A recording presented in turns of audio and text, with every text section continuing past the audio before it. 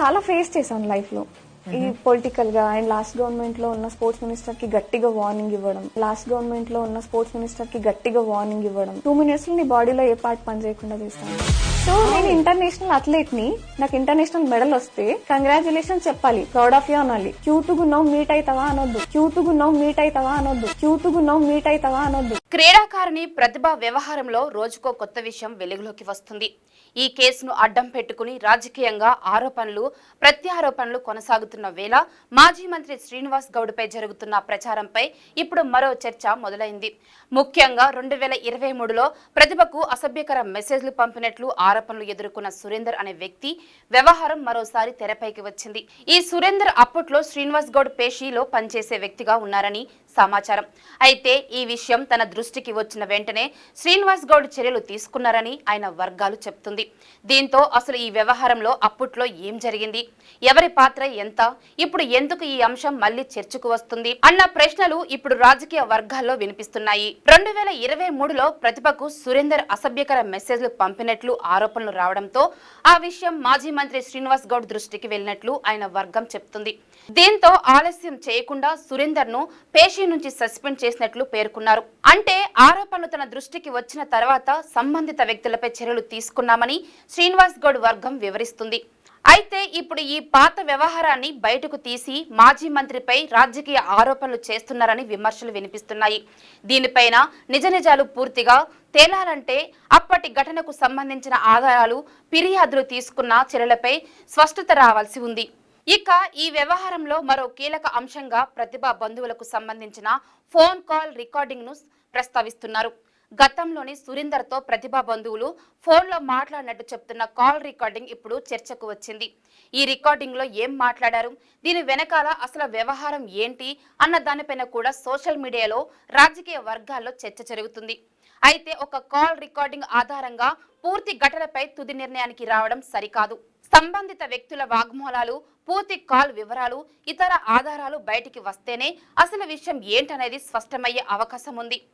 ఇదే సమయంలోని ప్రతిభకు న్యాయం జరగాలని, ఘటన వెనుక ఉన్న వాస్తవాలు బయటికి రావాలని పలువురు కోరుతున్నారు. నమస్తే అన్న, నేను మామనార్కి వెళ్ళి మాట్లాడుతున్నా. ముద్రా సంఘం టౌన్ ప్రెసిడెంట్ అన్న. పెట్లాము అని చెప్పేసి ప్రతిభ అని చెప్పేసి ఒక స్పోర్ట్స్ అమ్మాయిని నేను అన్నతో తీసుకొచ్చిటానా. ప్రతిభ కామారెడ్డి డిస్ట్రిక్ట్ అమ్మాయి.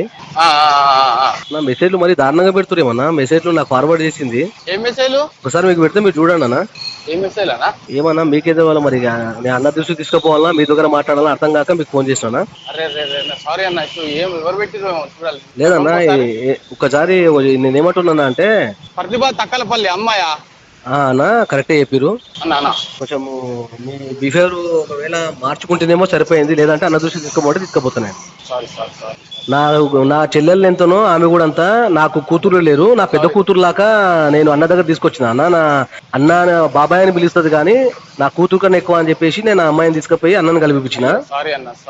మీకు జస్ట్ వినండి అన్న, నేను అన్నకు స్పోర్ట్స్ నుంచి ఏమైనా సాయం చేయమని చెప్పి అన్నతో తీసుకొచ్చిన అంతే.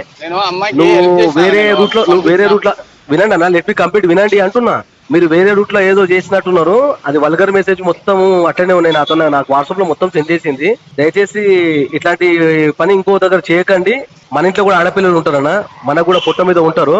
అమ్మ ఉంది, అక్క ఉంటది, చెల్లెలు ఉంటది, కూతుర్లు ఉన్నారు.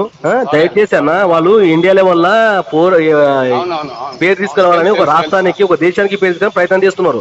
మన చిల్లర వేషాల నుంచి వాళ్ళని నాశనం చేసుకుంటే వాళ్ళ భవిష్యత్తు నాశనం చేసినట్టు కానీ మనకు వచ్చింది ఏముంటదన్నా. వాళ్ళ ఉసురు మనకు తగడం తప్ప. మనకు ఏమన్నా చేతనైతే హెల్ప్ చేద్దామన్నా, లేకుంటే వదిలేద్దామా, మా చేత కాదని చెప్పండి. కానీ ఏం కలిసి మాట్లాడుతానంటే ఏం మాట్లాడతారన్నా, కలవాలి మాట్లాడాలి. మీ ఏజ్ ఎంత అని అడిగిరంట. ఏజ్ తో మీకేం పని, మీకు ఏం అవసరం ఉంది ఇవన్నీ అన్న? మీరు ఇది కూడా కాదు, ఇంకొక 2-3 దగ్గర ఇట్లా మిస్బిహేవ్ చేసిరంట. లేదన్నా, నేను చెప్పేది వినన్నా.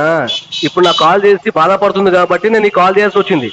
మీరు ఏమనుకున్నారో నాకు తెలుస్తలేదు కానీ నేను చెప్తున్నా, she like my daughter, my sister. Okay, నేనేమన్నా నిర్ణయం తీసుకోవాలనుకుంటే రేపటి వరకు వెయిట్ చేస్తానా.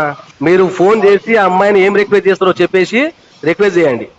ఓకే, సారీ అన్న సారీ ప్లీజ్ నాకు మళ్ళీ ఇబ్బంది అవుతుంది అన్న సారీ. ఇది పద్ధతి కాదన్నా. అది ఏం చేస్తున్నారు? ఆయననేమో వందల మందికి సాయం చేసుకుంటే దేవుడై ఉన్నాడు. మీలాగా ఒక దయ్యంలాగా ఒక మంచితోన ఆయన మొత్తం రాష్ట్రానికి మొత్తం చెడ్డ పేరు తీసుకొచ్చేటట్లు మీరు మరి ఏం చేస్తున్నారన్నా? మనం ఏం చేస్తున్నాం అసలు? ఎక్కడ పోతుంది ఎక్కడ ఏ సొసైటీ ఎక్కడ పోతుంది అసలు? ఏం చేస్తున్నాము? అరే ఎక్కడో ఫారెన్ లో ఉన్న కల్చర్ మొత్తం ఇండియాకి వచ్చి ఇచ్చేమన్నా. ఆ అమ్మాయి ఏమో ఫారెన్ లో పోయి మంచి పేరు సంపాదిస్తుంది.